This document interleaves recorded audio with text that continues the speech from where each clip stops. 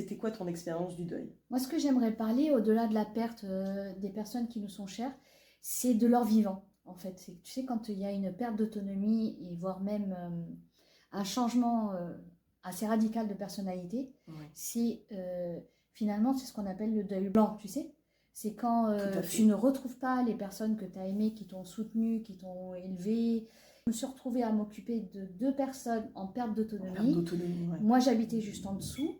Et donc, j'ai accompagné tout en pensant qu'ils allaient revenir à leur état d'avant. Ouais. Et donc, j'ai longtemps pédalé dans la choucroute de ne pas me rendre compte que ce monde-là avait changé. En fait, radicalement. Ouais.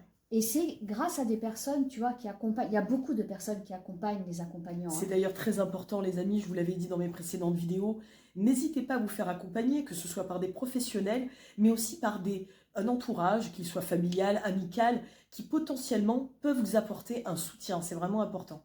Ah, mais c'est vital. Ouais. Et en fait, cette prise de conscience, elle est venue tard. Hein. Elle est venue tard, Ouais, genre ouais. au moins au bout d'1 an. Ah ouais. Et c'est une infirmière assistante sociale qui était venue m'aider à faire un dossier. Et c'est elle qui m'a dit le, l'image que j'ai de mes grands-parents, Ouais. telle que c'est du passé. Et elle dit, et je pense que ça fait très très longtemps que votre famille et vous-même, vous êtes dans ce déni. Elle a employé le mot déni. Ouais. Et là, ça m'a fait un choc, mais Ouais. libérateur, dans le sens où j'ai compris pourquoi je pédalais autant dans la choucroute.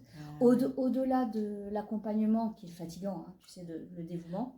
Ah oui, Hein. je vois tout à fait de quoi tu parles. C'est pas clair. fatigant, c'est même Épuisant, épuisant. c'est éreintant, Ah ouais, ouais, vraiment. on ne sait pas si on va se relever d'ailleurs. Ben oui, Hein? ouais, tout à fait, mais c'est Voilà. exactement Au ça. niveau de la charge mentale. C'est terrible. Ouais. Et en fait, quelque part, elle me l'a allégé en disant ça. Tu vois, Ouais. parce que je comprenais toutes les erreurs. Et petit à petit, ça m'a fait redescendre tout d'un cran toutes les pressions que je me mettais pour essayer de retrouver cette vie d'avant aussi. Mais en fait, tu vois, c'est ce que je disais. C'est vrai que ce qui est l'étape la plus compliquée, c'est l'acceptation. Carrément. Et en fait, tu vois, ce que tu décris, c'est ça. On résiste à une réalité qu'on ne veut pas, ce qui est tout à fait compréhensible.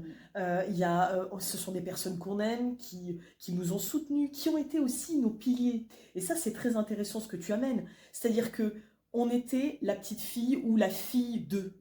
Et nos parents ou nos grands-parents étaient les rocs. Et là, c'est plus le cas.